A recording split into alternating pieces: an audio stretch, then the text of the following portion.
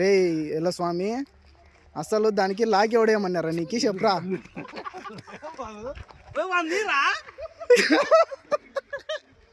అసలు నువ్వు లాక్ ఎందుకు వేసినవరా స్వామి? నాకు ఒరే మధు నువ్వు వానికి ఎందుకు లాక్ వేయమని చెప్పినారా? నాకు అర్థం కాలే. ఇది ఇట్రారా నువ్వు, ఏయ్ ఇట్రా నువ్వు ఫస్ట్.